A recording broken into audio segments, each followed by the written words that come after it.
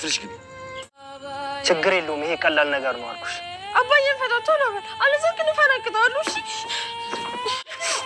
ውሃ ችግር የለውም ይሄ ቀላል ነገር ነው ለቀቅ እሱ እኮ ፖሊስ ነው ፖሊስ አይመታም ረፊ እና አባዬን ይፍቶ አባዬን ፈታቶ ነው እሺ በቃ እፈታልሻለሁ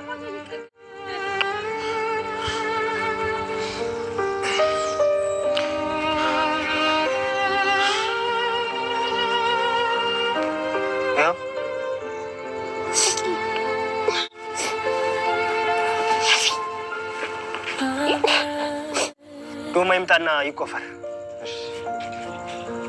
በቤተሰቦች ፊት ይሄን ነገር ማድረግ አልችልም አሁን ያንተ አካሎች ካሉ መጥቶ መቆፈር ይችላል የቱ ጋር ነው ቦታው ያው እዛ ጋር በቃችሁ አባዬን ተውት ማለት አባዬ ምንም ያደረገው ነገር የለም አባዬ ሰው አልገደለም ምንም ያደረገው ነገር የለም የእውነቴን ነው አባዬ ምንም አላደረገም ሰው አልገደለም አባዬ እና ማን የገደለው አቢጌል ደረጀ በመጨረሻው ሰዓት እንግዲህ ወደ ውሳኔ የገባች ትመስላለች እንግዲህ በመጨረሻ አባቷን አሳልፋ ሰጣው ነበር ግን አሁን ላይ በሚገርም ሁኔታ ባልታሰበ መንገድ እንደሚታወቀው እንግዲህ አቢጌል ደረጀ ዛሬ አባቴ ምንም አላጠፋም አባዬ ንጹህ ሰው ነው አባዬ ምንም አይነት ጥፋትም በደልም የለበትም ለዚህ ጥፋት ተጠያቂዋ እኔ ነኝ ልትል ወይ ደግሞ የሆነን አካል ልትጠቁም የተዘጋጀች ይመስላል እንግዲህ በእርግጠኝነት ሌላ ሰው እንደማጠቁም ዳጣን ወይ ናታንን እንደማጠቁም ተስፋ እናደርጋለን ምክንያቱም ሂዶ አሁንም በመርመራው ኃላፊነቱን የምትወስደው እሷ ራሷ እንደሆነች እሷ ህሊናው አውቋል ማለት ነው ለዚህ እንግዲህ አባቷ ኃላፊ ይሄንን ነገር ወስኖ እንደዚህ በማድረጉ በጣም ነው የተገረመችው በጣም ከሚባለው በላይ ማለት ነው ቤተሰቦቻችን ምክንያቱም እሷ እንግዲህ እንደዚህ አልጠበቀችም ነበር ግን ሁሉንም ነገር አሳልፎ ሰጥቶ አባቷ ዛሬ እንግዲህ የተቀበረውም ልጅ እዚህ ጋር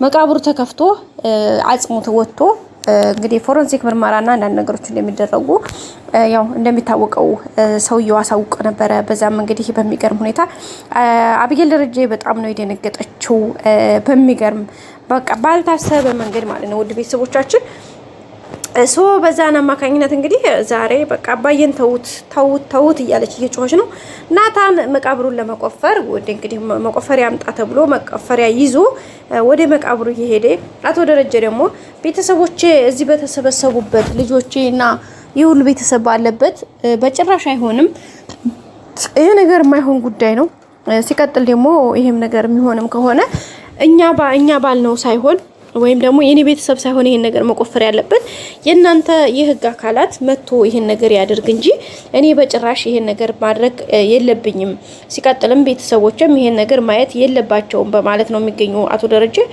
እንግዲህ ልጆቹ ሚስቱ እንግዲህ ሞላ ቤተሰብ በተሰበሰበበት ይሄ ነገር የሆነው በዛም እንግዲህ አቶ ደረጀ በጣም በተሰበረ ልቦና ነበር ማለት ነው ይሄን ነገር ሲል የነበረው እዚህ መካከል ላይ እንግዲህ ውሃ በመኖሯ በፊት ናታንን እንግዲህ ውሃ እንዳትኖር አደራ ምክንያቱም ቤት መንጣታችን ስለማይቀር አደራ ናታን ብሎት ነበር ምክንያቱም ውሃ ይሄን ነገር ማየት የለባትም ብሎ ነበር ግን ያው አጋጣሚ ቤት ውስጥ ስለነበረች አብራ ወጣ ነበር ሲወጣ እንግዲህ አባቷን ስታይ ማን ነው አባዬን ያሰረው ለምንድን ነው የታሰረው በፍጹም እንደዚህ መሆን የለበትም ፍታ አባዬን አለ በለዛ ደበድብሃለሁ መታሃለሁ በማለት እንግዲህ በጣም ትልቅ ድንጋይና ጸባን ስታ ነበር በዛም እንግዲህ ፖሊሱም የሷንም ሁኔታ ስለተረዳ ያው እንግዲህ ሌሎች ቤተሰብ ሁሉ ታዩ ሀዬ ይሄ ሰው እኮ ፖሊስ ነው ፖሊስ ደግሞ አይመታም ስለዚህ ታይ ቢሏትም እሷን ያለውን ነገርም ያው ከጤናዋም አንፃር ሁሉ ነገር ስለሚያቅ ውሃዬ ችግር የለውም እኮ ይሄ እኮ ቀላል ነገር ነው አይዞሽ ይያላት ነበር ግን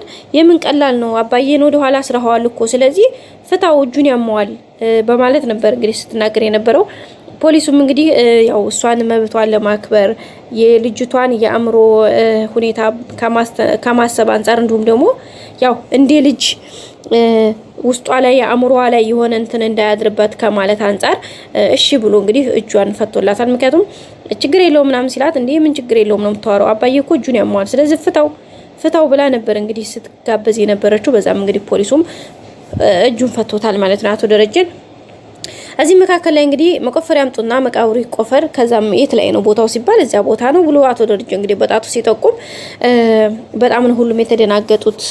መቆፈሪያ አምጡና እንቆፍር እየተባለ ነበረ። በዛም እንግዲህ መጀመሪያ እንደተቆፈረው መቃብሩ ያንን የተቆፈረው ቦታ እንግዲህ ለውሃና ለልጆች ምንድን ተብሎ ነው የተነገራቸው። ያ ቦታ ምን ሊዘራ ነው ሲባል ጤፍ ብሎ ነበር ያሰቡትኝና እንግዲህ ያንን ነገር ልጅቷ እንደ የጤፍ ቦታ እኮ ነው ጤፍ እኮ ነው የተዘራው ስለዚህ ለምን የጤፍ ቦታ ይቆፈራል እያለች ነበረ። እንግዲህ ከዚህ በኋላ አሁን ወደ ቀጥታ ወደ ቁፋራ ሊከር ሲባል አብጌል ደረጀ እንግዲህ በቃችሁ በቃ ከዚህ በላይ አልችልም በቃ ከዚህ በላይ በጭራሽ አልችልም ለጥፋቱም ለሁሉም ነገር ተጠያቂ መሆን ያለበት አካል ይጠየቃል እንጂ አባዬ ምንም አላጠፋም ምንም አይነት ጥፋትም የለበትም ወንጀልም የለበትም በማለት ነበር ድምጿን ጮክ አድርጋ ያሰማችው። በዚህም እንግዲህ ሞላ ቤተሰቡ ተደናግጧል።